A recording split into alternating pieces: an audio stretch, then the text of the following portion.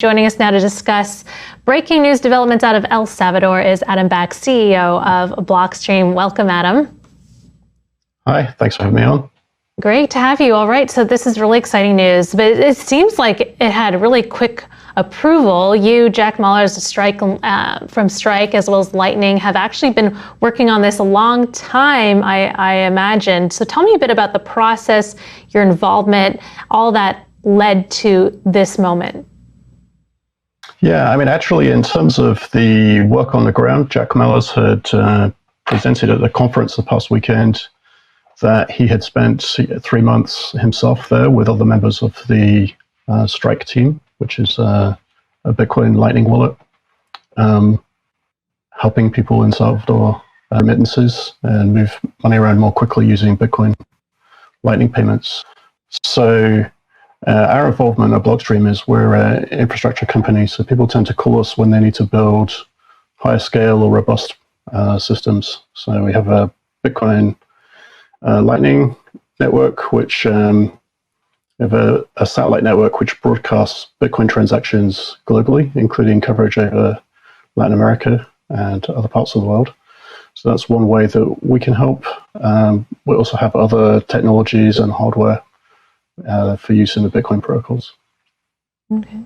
So, Adam, you're also involved in some solar venture now that Jack Dorsey's getting involved with, and where will it be? And are you going to be using Tesla's solar panels to do it?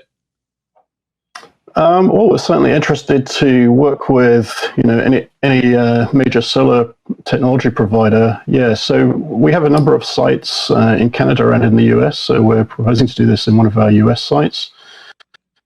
There are two main options to do solar. One is to do solar plus overnight batteries, basically.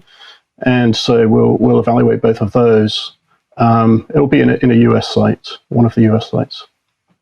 So it takes several dozen terawatts to mine a Bitcoin, and a solar panel is just a few hundred watts of energy. So how big of a territory do you need to do this kind of mining operation using solar panels? I mean, won't you need quite a few? Yeah, I mean, some of the locations we're operating in are rural. So in particular, we have hundreds of acres of rural land to use for such purposes, as well as modular mining equipment in kind of Google data center like container modules. So the space is not an issue, and I think contrary to people's expectations, perhaps solar and batteries is actually very cost efficient if looked at from the long term. And bear in mind that most power infrastructure projects are in fact financed over a 30-year lifetime. The warranties on this type of equipment is similar duration, so it's quite feasible economically. I think the interesting thing with the Square project is that we intend with Square to make it open source, to open the the financials of it so that people can see, because there's a lot of people commenting and writing reports about ESG and green energy in mining, but we figured the simpler way to do it is just prove it. Build the system, open the information. Typically, people won't open the financial information, but if we open it, then people can see for themselves. And actions speak louder than words, ultimately. Adam, I'm wondering if you could talk more about the development out of El Salvador. How significant is this moment, and how do you see it helping the people in El Salvador in terms of will they be able to make micropayments? Will they be able to go to their stall and be able to make Bitcoin purchases without having to incur huge fees and make remittances? I believe over 6 billion or so in remittances out of El Salvador. Yeah, that's right. I mean, as I understand it, Jack Mallers and the Strike team have been onboarding local citizens in El Salvador at the rate of about 20,000 users a day recently. And it's mostly using the Bitcoin Lightning protocol and the Lightning Strike remittance application, which provides conversion, foreign currency conversion and banking integration as well.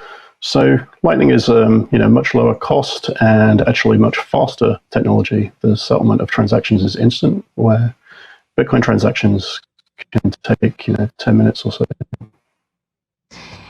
I hear a lot about this hyper Bitcoinization. Perhaps you can explain what that means. Yeah, I mean, it's something written by the Nakamoto Institute a while ago. There's a kind of blog post about this, or kind of economic article about this hypothesized effect, and it's drawing on other kinds of economic event for its nomenclature, but basically to say that there may come a tipping point where, as opposed to currencies that go through hyperinflation, you might see a rapid adoption of Bitcoin past some tipping point, particularly where people have weak national currencies. Now, this isn't the case in El Salvador, because the actual local currency they use is an imported one, the US dollar, which is relatively stable. But so it's a longer term effect, and we'll see if it plays out. Today Bitcoin's adoption is getting to interesting levels. But again, a country adopting Bitcoin and making it legal tender so that any local vendors are obliged to receive it is certainly news in this space. And generally Bitcoin has seen developments faster than people expect, faster than internet time even. Adam, quickly, just to change the topic for a second, we're about to end, but you tweeted recently about problems with crypto media and that how Bitcoin should have its own media. I'm curious what is your issue with the way that the media is currently carrying crypto, and why do you think that needs to change? Yeah, it's just a comment about particular media, which is to oftentimes conflict facts. So, for example, the recent news that Coin was hacked because the FBI recovered some coins from ransomware attackers. As far as people, it was actually being some people to sell Bitcoin, which didn't really make a lot of sense, in the sense that clearly the FBI hasn't hacked Bitcoin, and in fact, what happened was, as far as we can see, Krebs Security Online has an analysis of this, that what happened is they got a subpoena for a server associated affiliate, so a hacking affiliate associated with the hackers, that had an online wallet as part of that service, and they were able to locate and subpoena and get password reset access. Mm-hmm. And fortunately, actually able to recover some of the ransomware, ransom coins. So that's great as a kind of outcome for it. But it's certainly very confused in terms of accuracy of reporting. I would say that's the point.